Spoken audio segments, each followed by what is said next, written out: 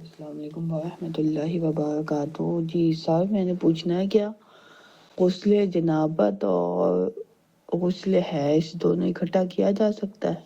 غسل جنابت اور غسل حیض، آپ کا غالباً سوال یہ ہے کہ غسل جنابت حیض شروع ہونے سے پہلے آپ نے اپنے شوہر سے ملاقات کی، جنابت یا ہم بستری ہوئی، اور پھر اس کے بعد آپ حیض آ گیا، اور پھر اس کے بعد جب آپ فارغ ہوں گی تو آیا ایک غسل کافی ہوگا یا نہیں؟ دوستو، بھائیوں اور بہنوں، آپ دیکھ رہے ہیں نور ٹی وی جدہ، اور میں ہوں آپ کا دوست، آپ کا ہوسٹ محمد عاقل، جدہ سے مملکت سعودی عرب۔ سماحت الشیخ صالح الفوزان سے ایک خاتون بالکل یہی سوال پوچھ رہی ہے، سنتے ہیں انہوں نے کیا جواب دیا۔ تقول اصبت جنابة فلما وہ عورت کہہ رہی ہے کہ میں نے پہلے ہم بستری ہوئی اور پھر حیض آ گیا، رأيت الدورة الشهرية، پھر جب میں ہم بستری سے فارغ ہوئی تو مجھے یہ محسوس ہوا کہ خون کا آغاز ہو گیا ہے اور نجاست شروع ہو گئی ہے، نزلت علي فلم أغتسل پھر میں نے غسل نہیں کیا، اور 4-5 جو دن تھے وہ میرے اسی حیض کے ایام میں گزرے، میں نے روز نماز بھی نہیں پڑھی، اور پھر میں سارے کام کرتی رہی۔ هذه الحالة حتى طهرت من الحيض، میں پھر اس کے بعد جب حیض سے مجھے پاکی کا احساس ہوا یا پاکی ہوئی، اغتسلت وتطهرت، پھر اس کے بعد میں نے پاکی حاصل کرنے کے بعد غسل کیا، اور حيض بنية الغسل بنیت الغسل من الجنابہ والحیض، من الجنابة أيضا، ثم من الجنابت ایضاً۔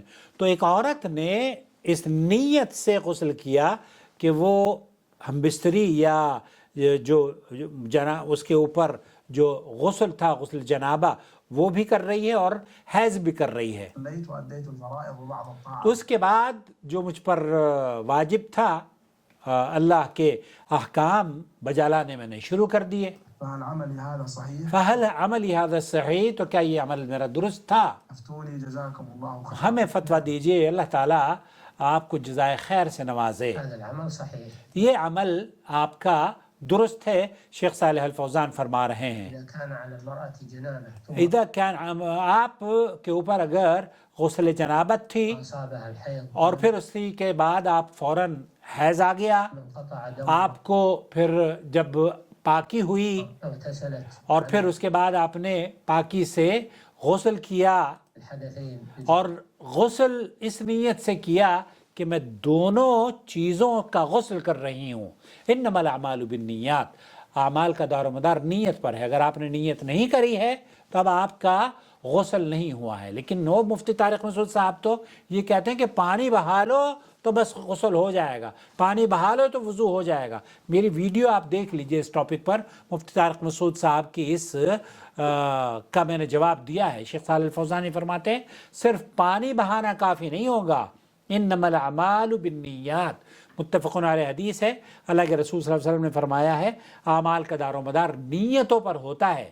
ہر وہ کام جو آپ کا نیت کے ساتھ مرتبط ہے اس کو نیت ہی کے ساتھ کرنا ہے۔ الجنابة والحيض فإن هذا يكفي یکفی، آپ نے اگر غسل جنابت اور حیض دونوں کی نیت کی تھی تو وہ کافی ہو جائے گا، عمل صحيح وتتم طهارتها بذلك۔ تو آپ کا عمل بالکل درست تھا۔ تو گویا کہ بہن، آپ نے جو غسل کیا ہے یا غسل جنابت اور غسل طہارہ آپ دونوں حاصل کرنا چاہتی ہیں تو نیت آپ کو کرنی پڑے گی، اور یہ بالکل جائز ہے، ایک ہی غسل کافی ہوگا۔ امید وضاحت ہو گئی ہوگی۔ السلام علیکم ورحمۃ اللہ وبرکاتہ۔ شهر رمضان الذي أنزل فيه القرآن هدى للناس وبينات من الهدى والفرقان